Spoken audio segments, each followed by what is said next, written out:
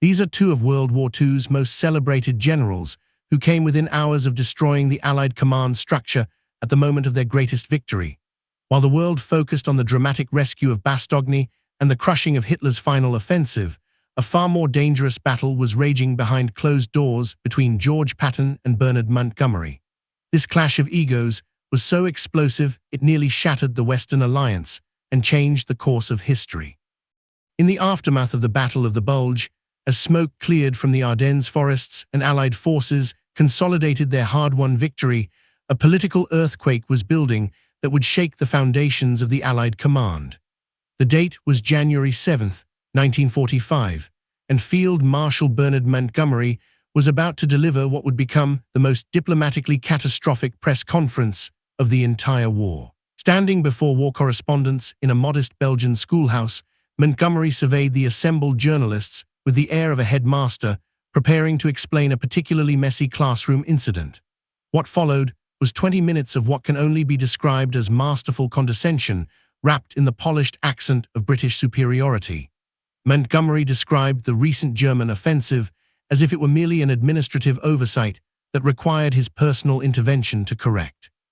According to Montgomery's version of events, the Americans had been on the verge of total collapse until he, the seasoned British Field Marshal, stepped in to tidy up their chaotic defensive lines.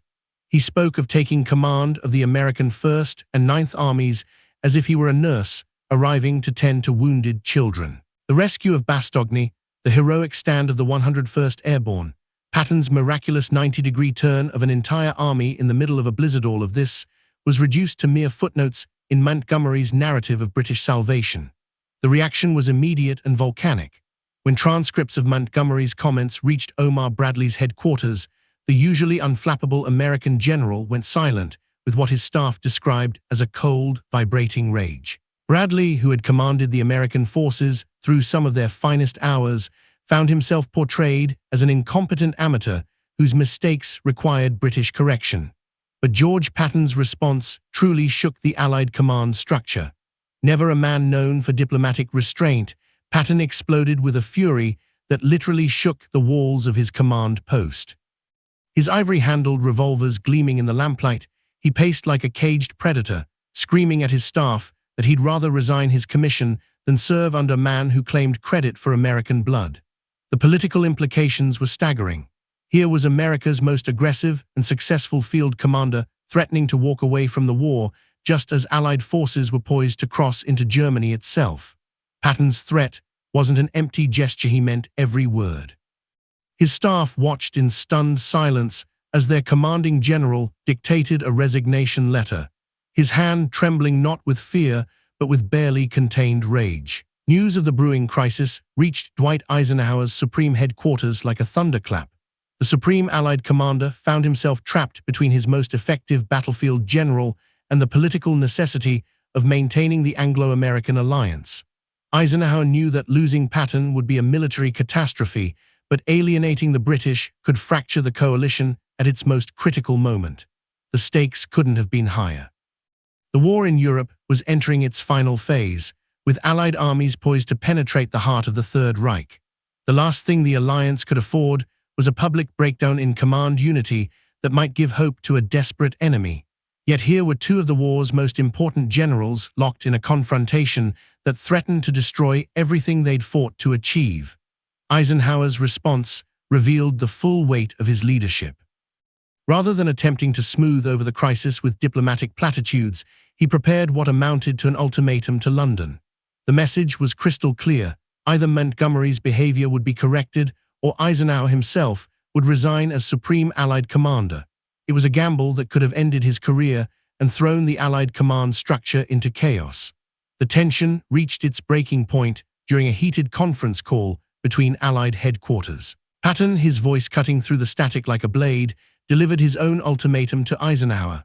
The choice was simple: fire Montgomery or accept his resignation. There would be no middle ground, no diplomatic compromise. Patton had reached his limit, and he was prepared to walk away from the greatest military campaign in history rather than serve under what he saw as an insufferable British prima donna. What happened next shocked everyone involved. Eisenhower, rather than choosing between his generals, turned the crisis into an opportunity to reshape the command structure entirely. In a series of carefully orchestrated moves, he began transferring more authority to American commanders while maintaining the facade of Allied unity. It was a masterclass in political maneuvering that satisfied neither Montgomery's ego nor Patton's demand for justice, but preserved the alliance when it mattered most. Winston Churchill, recognizing the gravity of the situation from London, was forced to intervene personally. The British Prime Minister understood that American industrial and military power was the foundation of Allied victory, and that alienating American commanders could jeopardize everything Britain had fought for.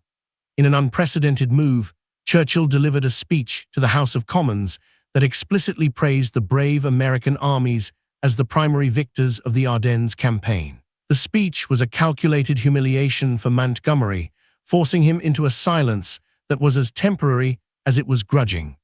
Churchill's words effectively neutered Montgomery's ability to continue his public relations campaign while providing Patton with the recognition he demanded. It was a diplomatic solution that satisfied no one completely, but prevented a complete breakdown in Allied unity. Yet the personal damage was irreversible. The trust between Patton and Montgomery, already strained by months of competing for resources and recognition, was now completely destroyed.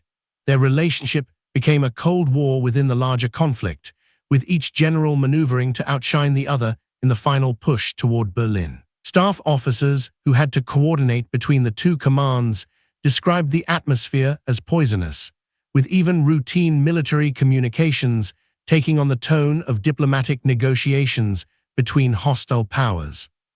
The broader implications of this command crisis extended far beyond personal animosity. It revealed fundamental differences in military philosophy that would shape the final months of the war in Europe.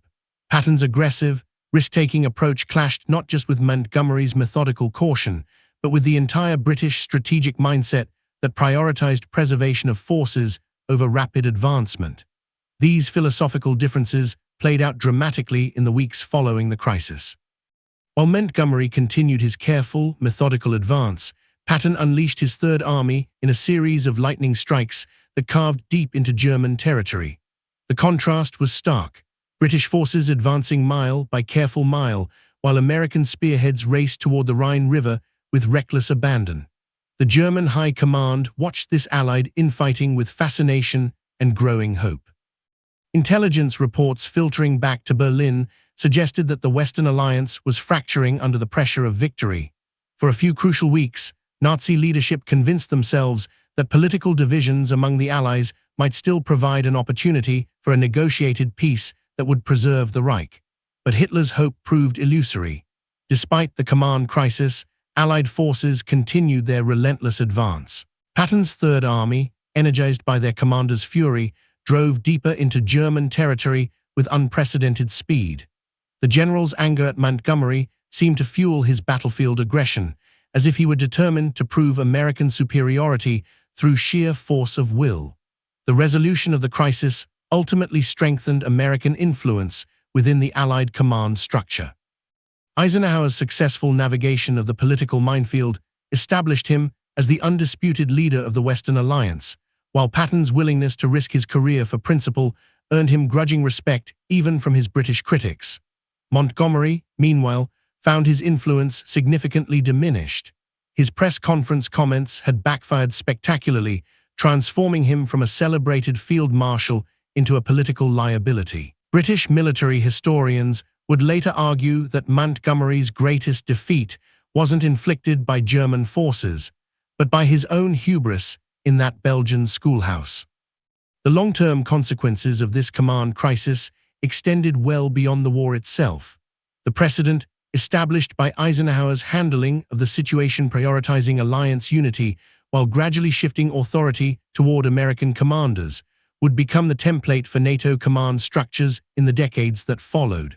Perhaps most significantly, the crisis revealed the true balance of power within the Western Alliance. Britain's declining influence and America's rising dominance, already evident in industrial production and military manpower, became undeniable in the political sphere as well. The war that began with Britain standing alone against Nazi Germany would end with American generals leading the charge into the heart of the Reich. The Battle of the Bulge may have been Hitler's last gamble, but the command crisis that followed was equally decisive in shaping the final outcome of World War II. In the frozen forests of the Ardennes, two armies clashed in desperate combat, but in the heated conference rooms of Allied headquarters, the future of the Western world was decided by the strength of personal character and the delicate balance of international diplomacy. George Patton never got his demand to see Montgomery fired, but he got something more valuable: the freedom to pursue his own vision of victory, unencumbered by British caution or diplomatic niceties. The road to Berlin lay open, and Patton intended to be the first Allied general to reach the finish line, no matter who tried to stand in his way.